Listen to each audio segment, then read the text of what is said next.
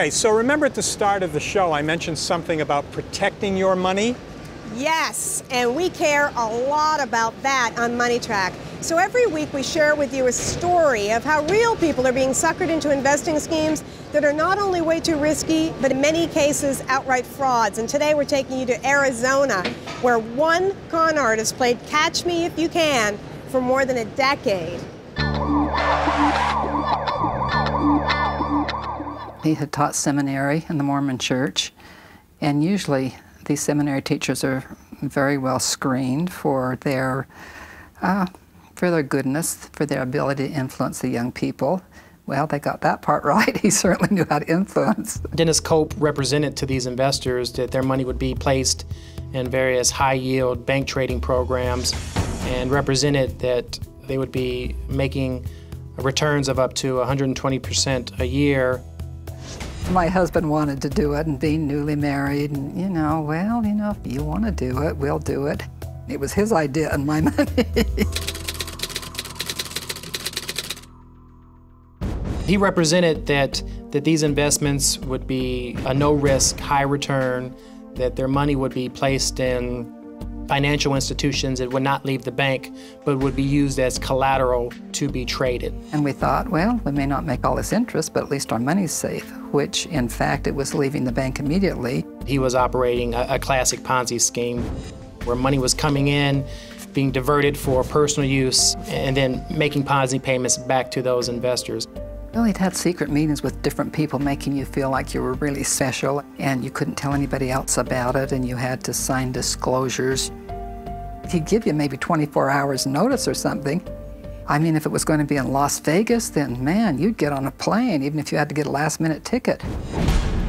There was just something about him that absolutely drew people. You would do anything for him. It was amazing. In the beginning, they do give out a lot of money, and then to continue to give out money, they have to continue to bring people in.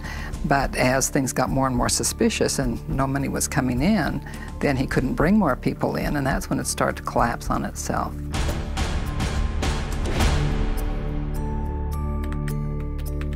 He had told people if they wanted to, they'd get their money back, and so I actually wrote for my money back. We kept waiting for our money, and I kept emailing him, why is this not happening? Why is this not happening? It was always, well, this has happened, it's going to come next week. So we just kept hanging in there. Never got a payment. Originally, when this wasn't turning out the way we thought Denny needs help. There were a lot of spiritual people in this group. I said, we need to start a prayer group. I'm going to collect the people together and see if we can get some group spiritual energy going here to help kick this over. Well, meanwhile, somebody sends the email, all of his email addresses. So I just used these email addresses and I started contacting people.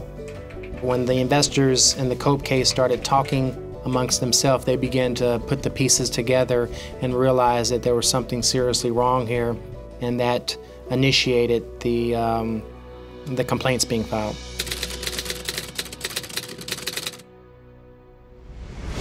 A lot of times victims become frustrated with the amount of time it takes for these cases to progress, and over time their support tends to decrease.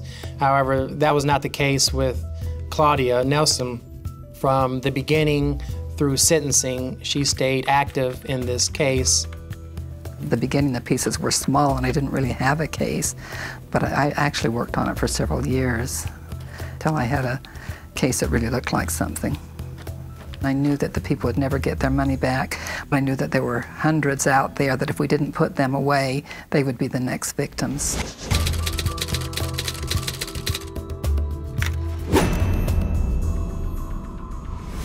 If you find somebody that's excessively charming, excessively generous, particularly if they're part of your religious background or part of your ethnic background, maybe you just ought to look a little bit deeper.